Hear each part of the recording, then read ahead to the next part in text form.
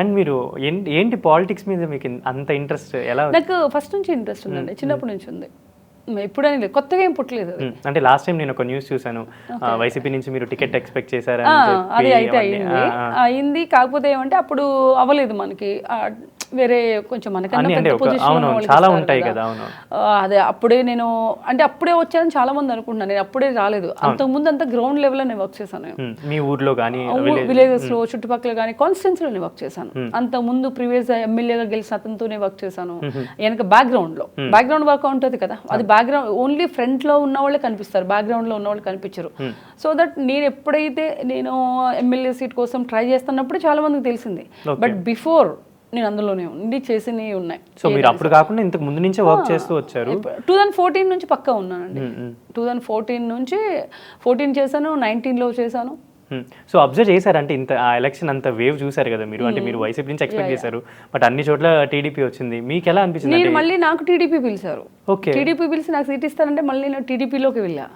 Before 2 months 3 months ముందు 4 months ముందు వెళ్ళాను నేను. వెళ్ళిన తర్వాత మళ్ళీ అచ్చెన్నాయుడు వీళ్ళందరినీ కలిసాను. అంటే క్యాడర్తోనే వెళ్ళాను, నా ఓన్ డిసిషన్ కాదు అది.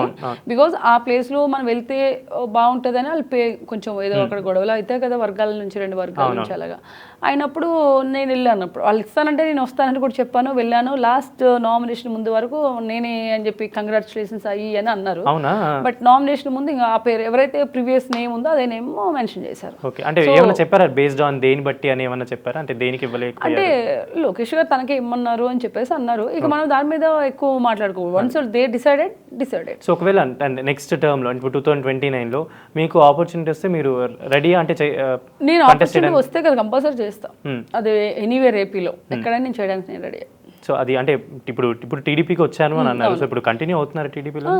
అంటే ఒకవేళ టీడీపీ పార్టీ వాళ్ళు ఏదైనా ఇంకేదైనా నామినేటెడ్ పోస్ట్ ఆర్ సంథింగ్ ఏదైనా రిలేటెడ్ అంటే you are ready to do service చేయడానికి రెడీ. అది అలా ఉంటే నేను ఐల్ గో దేర్. అండ్ యాక్చువల్గా వెళ్ళాలి, నిన్న అయిన ప్రమాణ స్వీకారానికి వెళ్ళాలి. కాకపోతే ఏమంటే ఇప్పుడు మనకి ఇంత బిజీ స్కెడ్యూల్ ఉంది కదా నాకు, ఎందుకంటే మనం మూవీకి కమిట్మెంట్ ఇచ్చిన వాళ్ళు, మనం మూవీ ప్రమోషన్స్కి వస్తామని మన అగ్రిమెంట్స్ అనుకుంటాయి. So that I have to participate all promotions కదా. సో దట్ నేను వెళ్ళలేకపోయాను. బట్ ఇప్పుడు వెళ్ళినప్పుడు నేను కలుస్తాను. బట్ అంటే చూస్తుంటే ఎలా అనిపించింది, ఇప్పుడు ఇండస్ట్రీ నుంచి చాలా మంది ఉన్నారు కదా, ఇప్పుడు బాలకృష్ణ గారు 3rd time MLA and Pawan Kalyan గారు 1st time ఎమ్మెల్యే అండ్ ఇప్పుడు మినిస్టర్.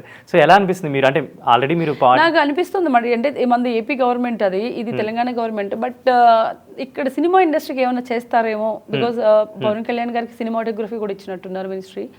సో దట్ ఇంకా బాగా చేస్తారని హోప్ ఉంది. 100% ఇంకా బెస్ట్ మనం ఎక్స్పెక్ట్ చేయొచ్చు అనుకుంటున్నాను. బాలకృష్ణ గారికి మీరు చాలా 3 సినిమాలు సెలెక్ట్ చేశారు. ఎలా ఉండేవారు ఆయన సెట్స్ లో గానీ? ఈజ్ ఆల్సో వెరీ నైస్ అండి. బాలకృష్ణ గారు బయట కనిపించేది వేరు, ఇంట్లో నేను ఎక్కువ కలిసింది ఇంట్లోనే. అండ్ సెట్ లో కూడా చాలా తక్కువ, భలే చిన్న పిల్లల మెంటాలిటీ. అంటే ఏమన్నా అంటే అంత పెద్ద హీరో అని ఎమ్మెల్యే అని అలా అదేమో అసలు ఎప్పుడు పొలిటికల్ గురించి మాట్లాడలేదు ఆయన. అవునా? ఎంతసేపు ఏ పని మీద వెళ్ళాం, సినిమాల గురించే మాట్లాడేవాళ్ళు అంతే. వేరేది ఎప్పుడు మాట్లాడలే. డిజైనింగ్ ఈ సాంగ్ ఇలా, ఈ సాంగ్ ఎలా చేస్తే బాగుంటది, ఇలా చేస్తే బాగుంటది. కానీ చాలా ప్రేమ చూపిస్తారు తెలుసా ఆయన. అంటే మా ఇష్టపడితే చాలా ఇష్టంగా ఉంటాడు, చాలా బాగా చూస్తారు, చాలా మంచిగా ట్రీట్ చేస్తారు. బయట కనిపించే బాలకృష్ణ గారు వేరు. నేను చూసిన బాలకృష్ణ గారు అయితే అదే ఇస్ అ నైస్ పర్సన్.